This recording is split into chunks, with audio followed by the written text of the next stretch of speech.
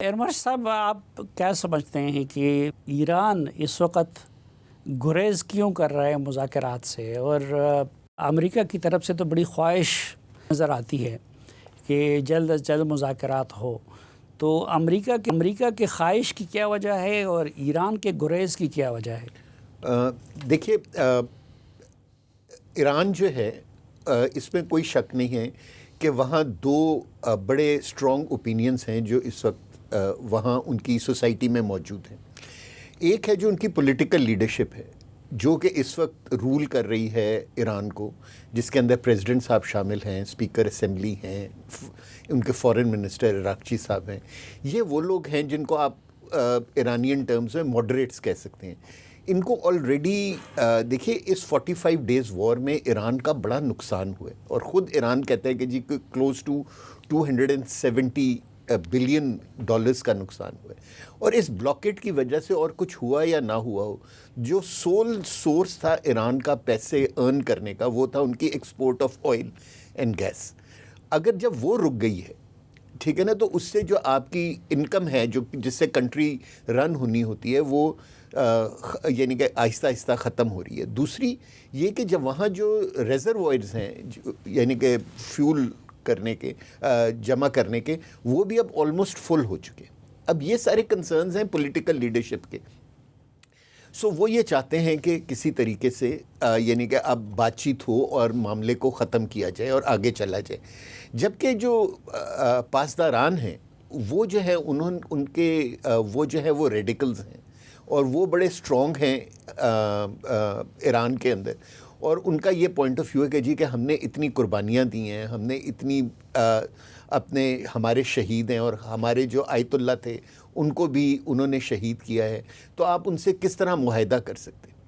سو میرا خیال ہے کہ جو ایران کے اندر مجتبیٰ خامنائی صاحب ہیں، الٹیمیٹلی جب میرا خیال جہاں سے ڈیلیگیشن گیا ہوگا تو انہوں نے ان کو اپروچ کیا ہوگا، ان سے گائیڈنس لی ہوگی، اور like his father he would have given them a solution.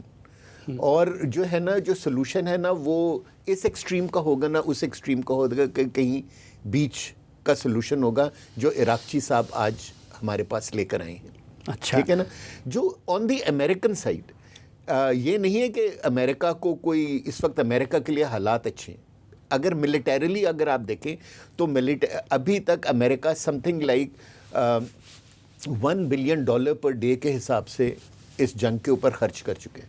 آج ہم 59 ڈے کے اوپر پہنچے ہوئے ہیں، تو تقریباً $60 بلین خرچ کر چکے ہیں۔ جو اس کے ہائی اینڈ ویپنز تھے، like Patriot interceptor missiles, like Tomahawk cruise missiles, اور 3-4 اور جو ان کے top of the line missiles ہیں، ان کی انوینٹری 50% سے زیادہ استعمال ہو چکی ہے۔ اور اگر 50% سے زیادہ آپ کی انوینٹری استعمال ہو تو اس کو ریفربش کرنے کے لیے آپ کو 8 سے 10 سال چاہیے۔ سو ایک ان کا کنسرن ادھر ہے۔ جو دوسرا کنسرن ہے امریکہ کا، وہ ہے ان کی respect as a civil super power of the world. جب پریزیڈنٹ ٹرمپ کو نیتن یاہو نے ڈیوب، میں تو کہوں گا کہ کیا تھا کہ جی کہ آپ ایران پہ اٹیک کریں گے تو 3 سے 4 دن میں وہاں ریولوشن آ جائے گا اور آپ as a severe of Iran سمجھے جائیں گے ہسٹری میں، تو وہ جو ہے نا ہر چیز غلط ہو گئی ہے۔ آج ہم 58 یا 68 ڈے آف وار میں ہیں، 2 مہینے گزر چکے ہیں۔ پریزیڈنٹ ٹرمپ اپنی پاپولیرٹی کی لوئسٹ ریٹنگ کے اوپر ہیں، ان کے نیکسٹ مڈ ٹرم الیکشن سر کے اوپر کھڑے ہوئے ہیں، اور ریپبلکن پارٹی اگر وہ ہار جاتی ہے تو پریزیڈنٹ ٹرمپ کے لیے بہت نقصان دہ ہو جائے گا۔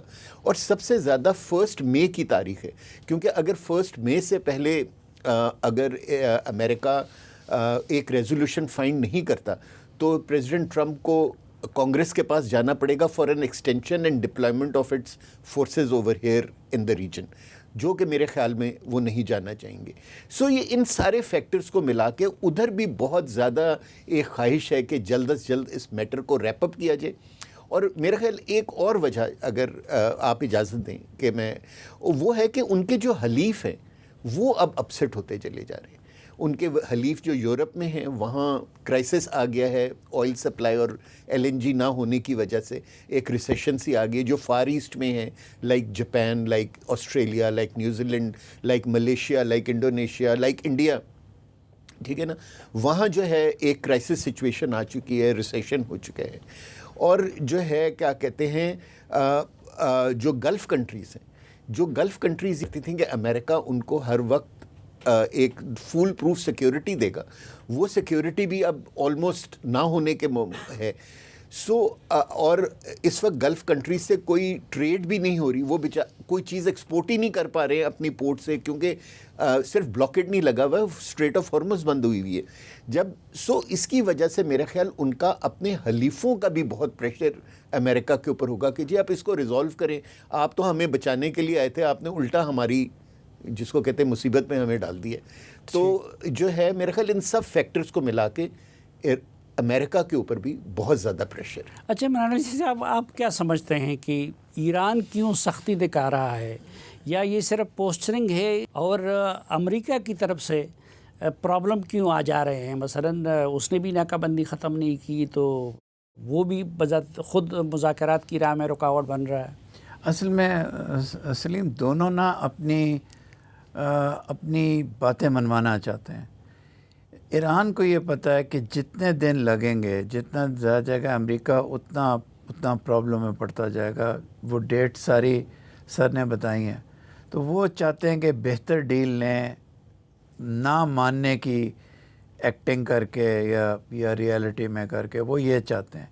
پلس ان کے اندر ایک جینوئن یہ بھی ہے شاید کہ ہم ایک دم ایگریمنٹ پہ, وہ بھی پاکستان کی بروکرڈ, تھوڑا سا ہم اپنی سوورنٹی اور اپنا دم خم وہ دکھائیں دنیا کو. یہ ایران کے اندر ہمیشہ سے یہ چیز ہے. امریکہ جلدی اس لیے چاہتا ہے کہ امریکہ کے پاس جو فیکٹر سر نے بتایا اس کے لیے کوئی آسان راستہ نہیں ہے. کتنی بامبنگ اور کرے گا, کیا بامبنگ کرے گا؟ شارٹ آف انہیلیشن اڑا دے ایران کو, وہ اب کوئی برداشت نہیں کرے گا. تو امریکہ ایکچولی جلدی چاہتا ہے اور ایران پلے آؤٹ کر رہا ہے. اب دیکھیے یہ کوئی کامن سینس نہیں بنتی کہ آپ اس جنگ کے دوران نکل آئے ہیں, اس کے بعد آپ بائیلیٹرل ریلیشنز کے لیے عمان جا رہے ہیں, اس کے بعد آپ روس جا رہے ہیں, ادھر جنگ تیار کھڑی ہے, ان کا بحری بیڑا بڑھے جا رہا ہے, عین تیار کھڑے ہیں. تو ایران کو یہ پتہ ہے کہ وہ ایران نے یہ اسیوم کیا کہ اٹیک نہیں ہوگا, اور اس کے بعد وہ مشکلیں اور امریکہ کے لیے کریٹ کرنا چاہتے ہیں. اچھا, لیکن دوبارہ جنگ کا خطرہ نہیں ہے کہ امریکہ کہہ کے مذاکرات نہیں ہو رہے ہیں یا کوئی نتیجہ نہیں نکل رہا ہے اور وہ دوبارہ چل دوڑے؟ جی ہوا یہ کہ یہ جو ٹرپ ہے انہوں نے جو پاکستان کا لیا ہے, یہی چیز روکنے کے لیے کیا ہے کہ دیکھیں ہم تو رسپانس پاکستان کو دے آئے ہیں, ہم تو انٹرسٹڈ ہیں. اگر یہ نہ آتے تو جس طرح غصہ بڑھتا جا رہا تھا واشنگٹن میں, جو پریزیڈنٹ ٹرمپ کے ارشادات سے ظاہر ہو رہا تھا, دیکھیے غلط فیصلہ سپر پاور کر سکتی ہے, سپر پاور اس غلط فیصلے کے بعد نکل آتی ہے. نقصان ایران جیسے ممالک کا اور مڈل پاورز کا نقصان ہوتا ہے ہمیشہ. تو اس لیے کوئی یقین سے نہیں کہہ سکتا کہ جنگ نہیں ہوگی. لگ یہ رہا ہے, انڈیکیٹرز یہ ہیں کہ جنگ کرنا عقل سے آری ہوگا, لیکن پہلے بھی تو جنگ عقل سے آری ہو کے کی تھی. تو ایسے پرسنلائز پریزیڈنسی کچھ بھی کر سکتی. اچھا, وہ خطرہ موجود ہے اپنی جگہ پہ. میرا خیال ہے جی خطرہ ہمیشہ موجود رہے گا. اور یہ جو جس کی طرف ارمان صاحب نے بھی اشارہ کیا کہ ایران کے اندر پاور کے مختلف سینٹرز ہیں اور خصوصاً پاسداران کا معاملہ ہے. کل نیو یارک ٹائم نے بھی بڑی تفصیلی سٹوری کی تھی کہ وہاں کے ڈویژن سے متعلق. تو آپ اس سے ایگری کرتے ہیں؟ جی میں کسی حد تک ایگری کرتا ہوں. سب سے زیادہ اس بات سے ایگری کرتا ہوں کہ جب آپ الیکٹرانکلی بات نہیں کر سکتے, ہم آج اس وقت ایک کمرے میں بیٹھے ہوئے ہیں, ہم 1 گھنٹے کی بھی ڈسکشن کریں گے, جس ہم آئے تھے اس سے عقل مند ہو کے جائیں گے. ایرانی لیڈرشپ مل ہی نہیں سکتی, وہ ایک کمرے میں بیٹھ ہی نہیں سکتی. وہ خط و کتابت اور چڑیاں تو نہیں کہنا چاہیے, پرسنل میسنجر جا رہے ہیں پینسل ریٹن نوٹس لے کے. آپ خود سوچیں یہ ڈیسیجن میکنگ کتنی مشکل ہے, یہ انتہائی مشکل.